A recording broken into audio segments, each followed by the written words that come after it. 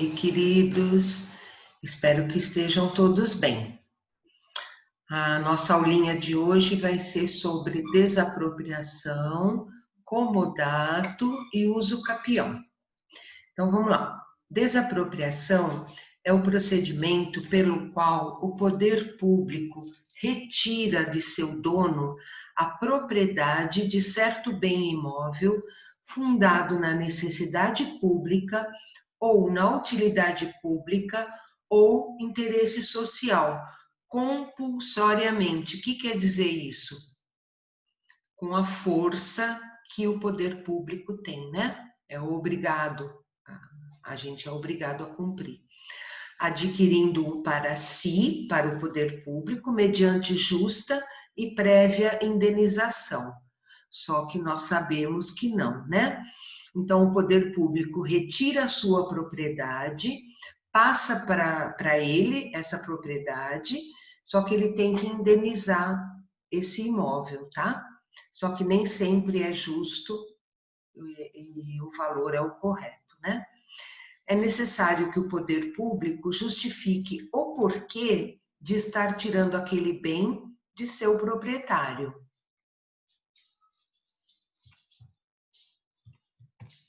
Vamos lá.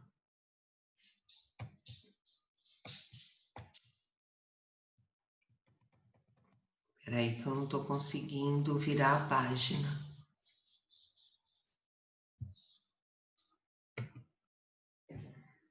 Só um minutinho que deu... Travou aqui. Espera um pouquinho, por favor.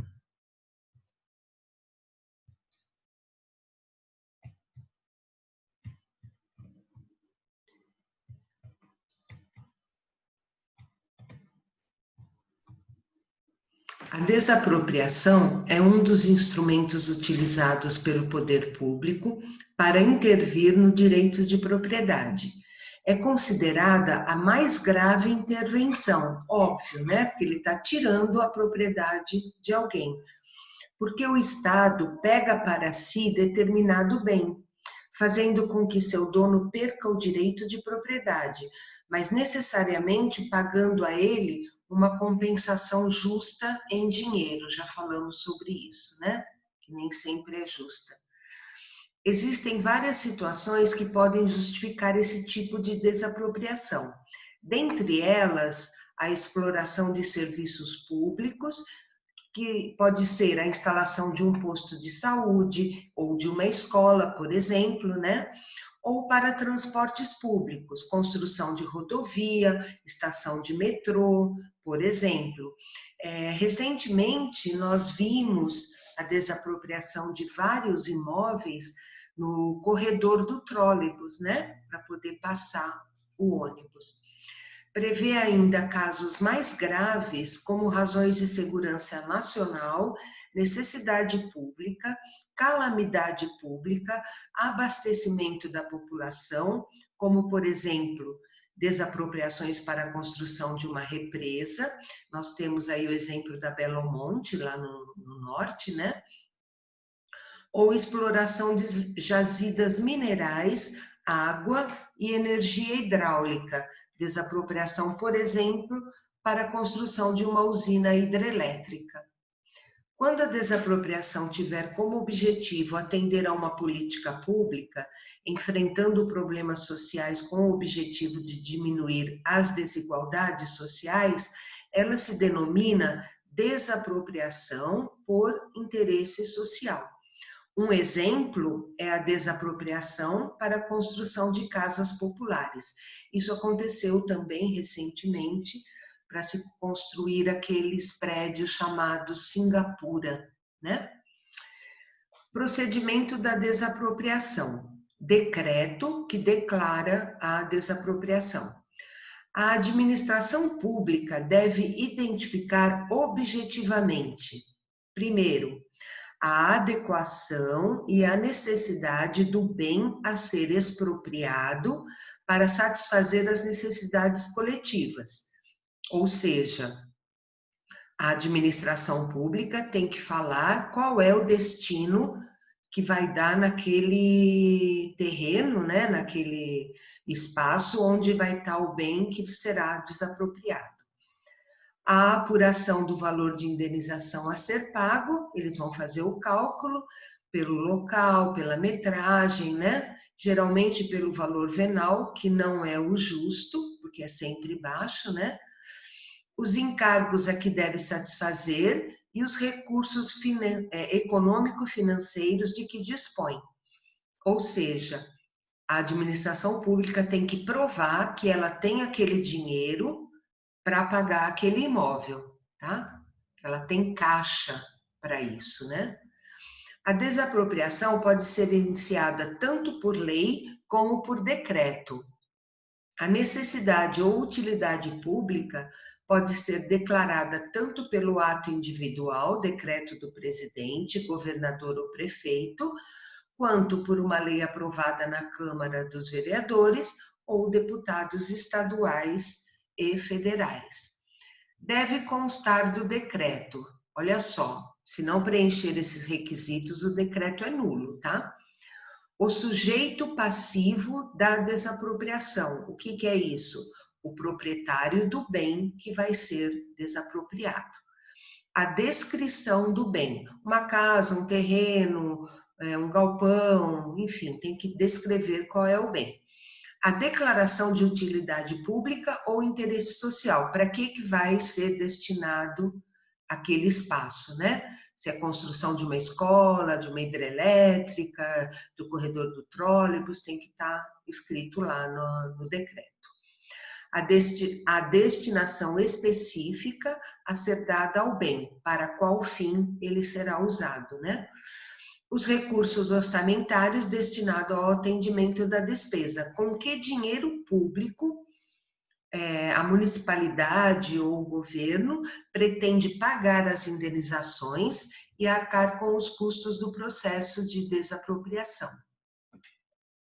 A primeira consequência da declaração é que, a partir de sua ocorrência, a propriedade fica amarrada, ela fica presa ao processo de desapropriação.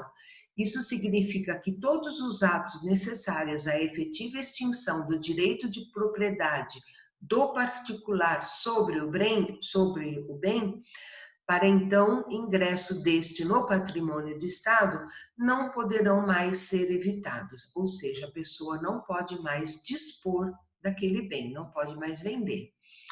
A segunda consequência é determinar de forma precisa as características do bem à época da declaração. Isso é importante porque o cálculo da indenização pelo bem perdido não incluirá o valor das melhorias, obras, construções ou reformas posteriores à data da declaração. Então, o poder público declarou seu bem como um bem a ser expropriado, né, sujeito de desapropriação, foi lá, fez avaliação, tirou fotos, descreveu como estava o bem. Se você fizer alguma melhoria ou alguma reforma depois, você não vai ter direito a ser indenizado por essa melhoria, tá? Permitir que o governo entre no imóvel que está sendo desapropriado. Depois que já existe uma declaração de que aquele imóvel vai ser alvo de desapropriação, o dono do imóvel é obrigado a permitir que o poder público entre na sua área, no seu imóvel, e faça medições e inspeções. Se você não permitir, o governo pode recorrer à força policial e entrar lá forçado, tá? Contagem do prazo para finalizar a desapropriação. Depois de expedido o decreto que dá início à desapropriação, começa a correr um prazo para que ela se finalize, senão ficaria ad eterno, né? Desapropriação por necessidade ou utilidade pública são 5 anos contados a partir da data do decreto da desapropriação. Desapropriação por interesse social são 2 anos contados a partir da decretação.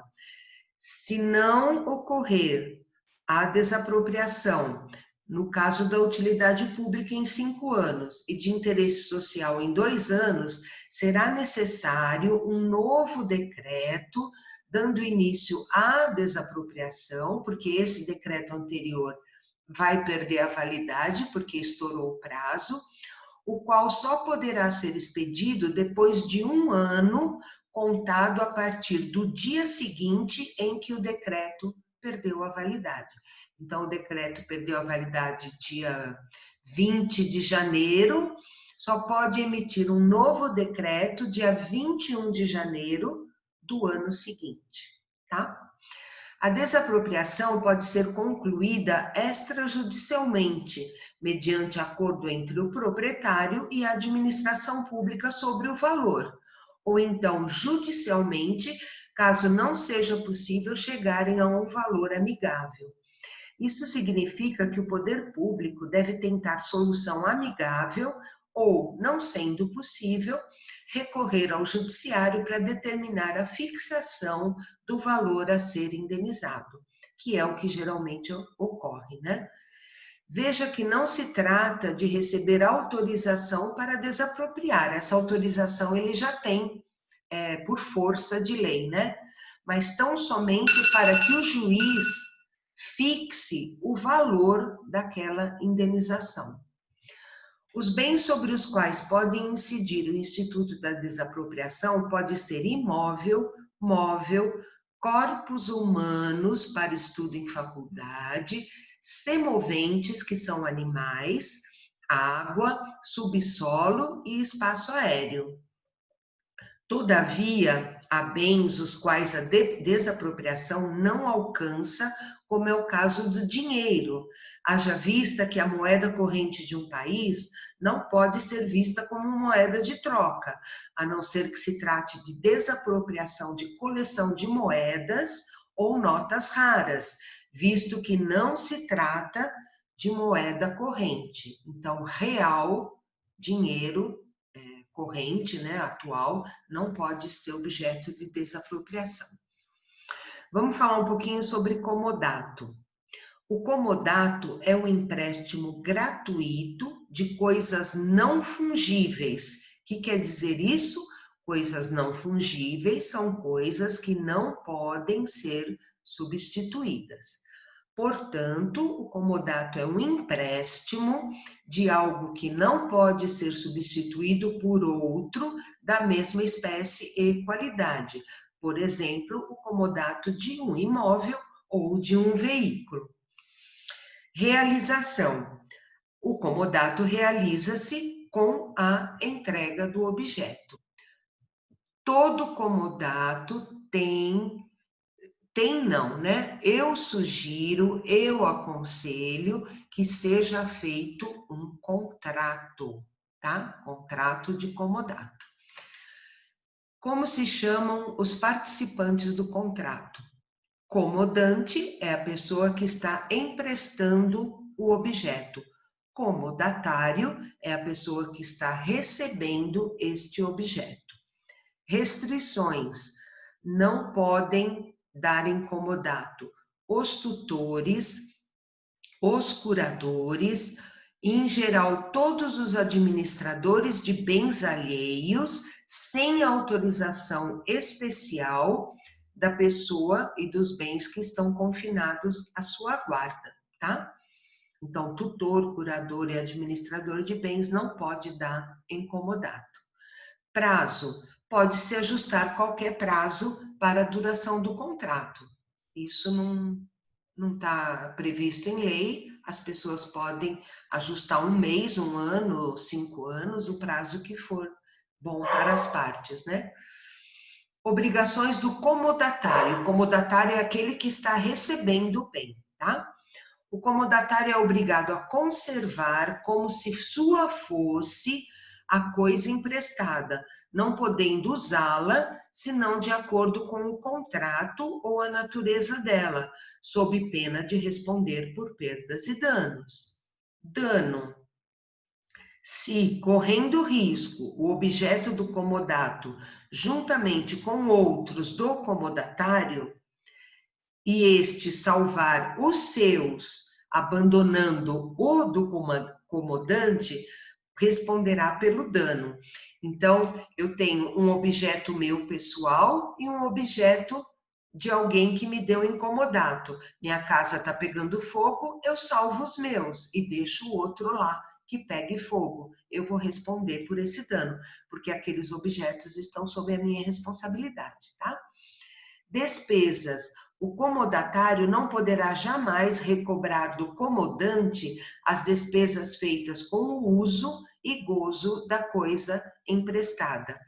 Então, eu recebi um bem incomodato, tive despesas com esse bem, por exemplo, água, luz, telefone, eu não posso cobrar de quem me deu o bem incomodato essas despesas, tá? Olha só um exemplo. A indústria cervejeira usa do comodato com muita frequência ao emprestar freezer e geladeiras a bares para que esses ofereçam seus produtos no estabelecimento. Até um tempo atrás, existia comodato de máquina de xerox e de fax, vocês devem lembrar disso. Quando a gente precisava tirar uma xerox ou fax, ia naquelas lojinhas, aquele aparelho lá era dado em comodato, tá? Pertencia à empresa e a empresa deixava lá para ser usado. O comodato é considerado um contrato não solene, ou seja, não precisa ser registrado em cartório, pode ser oral, eu não aconselho, porque o bom conselho de um bom advogado é sempre ter tudo por escrito, né? Ou também chamado de comodato verbal. Mas a recomendação é que seja feito por escrito para evitar mal entendidos, né? E alguns BOzinhos futuros. O uso da coisa dada em comodato deverá ser temporário, sendo convencionado por prazo certo. Pode também ser por tempo indeterminado, caso em que o tempo do contrato será necessário para que o comodatário possa servir-se da coisa para o fim a que se destinava. Então, se não tiver prazo, por exemplo, alguém permitiu que eu usasse a sua casa, pode ser por tempo indeterminado, mas pelo período que eu precisei usar aquela casa, ou para me recuperar de uma doença, ou para descanso, enfim, né? Durante o prazo convencional ou durante o tempo suficiente ao uso, o comodante não poderá exigir a restituição do bem, salvo necessidade imprevista e urgente, reconhecida pelo juiz. Então, a pessoa me deu alguma coisa incomodato e sem mais nem menos, do nada ela quer de volta. Não pode, tá? Tem que ser por um caso de necessidade urgente ou com autorização do juiz, tá? Vamos falar um pouquinho agora de uso capião. A uso capião é uma palavra feminina derivada do latim. Então, nós chamamos de a uso capião. É o direito de posse. Só um minuto. É o direito de posse em relação ao imóvel, devido ao uso do mesmo por um determinado tempo, contínuo e incontestadamente. O que quer dizer isso? Eu entrei dentro de uma casa que estava abandonada, usei pelo tempo que a lei obriga o uso, né? Por tempo contínuo e sem ninguém me impedir, sem ninguém contestar, tá? Que a gente chama de posse mansa e pacífica. Não é permitido o uso capião em bens públicos, tá? Só bens particulares. Para que um imóvel seja adquirido por uso capião, é preciso que, olha lá, a posse tenha sido de forma mansa e pacífica, não clandestina, as pessoas em volta têm que me ver morando lá, de forma não violenta, ou seja, estourar porta, janela, arrebentar o muro e entrar de forma violenta, E a intenção da posse por parte de quem esteja querendo adquirir o imóvel com exclusividade, como se fosse o dono. Então, eu entrei na casa, tomei posse, como se eu fosse a dona e com exclusividade. Eu não aluguei, não emprestei, não fiz nada para ninguém. E pelo prazo determinado pela lei, que nós vamos falar no próximo slide. Não é caracterizado a uso capião quando o possuidor ocupa o imóvel, tendo conhecimento de que não é o proprietário, como ocorre com caseiros, locadores, entre outros, porque neste item não há o ânimo de dono, tá? Então, eu contratei um caseiro para minha chácara, coloquei ele lá na casinha, ele não pode pedir a uso capião, porque ele está lá como caseiro, como funcionário e não como dono com posse mansa e pacífica. Existem dois tipos de uso capião. Uso capião urbana, que é a mais comum, né? Tem como requisito a posse de um imóvel localizado em área urbana, no máximo 250 metros quadrados, durante 7 anos ininterruptos. É esse o prazo que a lei dá. Se você entrou numa casa e morou lá com a posse mansa e pacífica por 7 anos ininterruptos, sem oposição do dono, utilizando como moradia sua ou de sua família, você pode requerer a uso capião e aquele bem passa a ser seu, tá? Uso capião familiar prevê a posse da propriedade também de até 250 metros quadrados, dividida com um ex-cônjuge ou ex-companheiro, no caso do mesmo ter abandonado o lar, caso esteja utilizando o mesmo para moradia própria ou de sua família, tá? Então, na uso capião familiar, a posse se passa de uma família para outra. Temos também a uso capião rural. A uso capião rural tem como requisito a posse como sendo sua, né? Por 5 anos. Então, quando não é urbana, ela é rural, aí o prazo diminui de 7 para 5 anos. E da mesma forma, posse mansa, pacífica, sem oposição, numa área não superior a 50 hectares, desde que já não seja possuidor de qualquer outro imóvel, seja este rural ou urbano. Então, eu entrei numa chácara, tomei a posse, mansa, pacífica, fiquei lá 5 anos, sem oposição, mas eu tenho um imóvel lá na cidade. Eu posso requerer a uso capião? Não. Para eu requerer a uso capião, eu não posso ter outro imóvel.